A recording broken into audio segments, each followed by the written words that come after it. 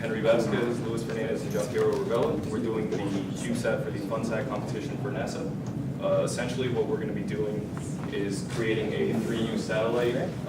Basically what that means is it's 30 centimeters high with a 10 by 10 base, a max of 4 kilograms for weight. These are the other different types of CubeSats that are going to be participating in the competition, 1U, 2U, and 3U. Basically the only difference is the 10 centimeter increment in vertical height.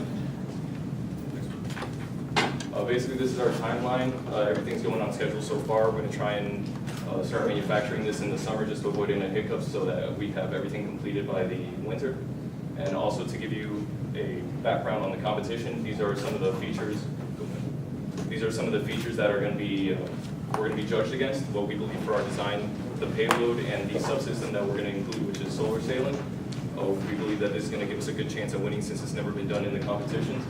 Mainly for our senior project, we're focusing on the structural design and the solar sailing subsystem. This is our conceptual design we designed in SolidWorks. We have our electronics here, our solar sail compartment here, and this is where the deployment system is going to go. We chose 6061 over 7075 just based on simulations where we believe that the simulations caused by 6061 didn't deform as much as we thought it would, so we stuck with that just because it's a little bit cheaper than 7075, and it's easily machinable, so we can work with bending or drilling, anything like that. And now we're going to talk about the solar sailing system a little bit. Now, the solar sail, what it is exactly is essentially a sail. The only difference is that instead of harnessing wind, we're harnessing the energy of the sun. What it consists of is basically a thin material, mostly mylar, with a reflective coating. In our case, we're going to be using Captain, which is similar to mylar. The only difference being is that it has a higher tensile strength, and at the same time, it's able to handle temperature variations much more easily. Just to go into a little bit detail of what how solar sailing works, it basically depends on the angle that the sun hits the sail, and depending on how the sail is oriented, you will get that thrust in the direction that you wish to go to. Now, so far our design has an acceleration of 0.02 millimeters per second. It doesn't seem fast, but the main objective is not to make it faster. We're trying to make a satellite that can move without the use of thrusters. So with this, we decided that it should be enough to actually be able to increase the orbit or decrease it. So now I'll hand it over to Luis. One thing we want to incorporate to the satellite is the sail system. This will give us the ability to change the orbit of the satellite. The deployment system is integrated by the motor on top. This is the sail compartment and the boost compartment on the bottom.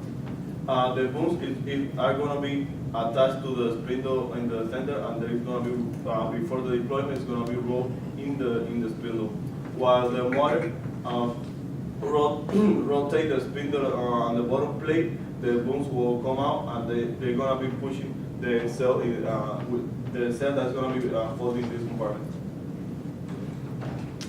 So far, most of the parts are made of aluminum, except for the booms, which are made for the stainless steel. This is the total mass only for the deployment system. We're very limited for the mass because of the rule, the competition rules. We want to keep the cost of the deployment system below $100. All right, payload. A payload consists of two major components. One is a high-definition regular camera with a high-resolution lens, and also is an infrared camera able to sense temperature variations and also record weather data around the globe that can be shared around countries. As we can see, we have some electrical components. They are divided into three groups: power subsystem, communication subsystems, and also attitude control subsystems. In order for us to have our satellite in balance, we have to allocate the center of gravity near the centroid, as close as possible to the centroid. In order to do this, we use SolidWorks, and we try to place the components in such a way that the center of gravity is at the center of the satellite. Thank you very much. Do you guys have any questions?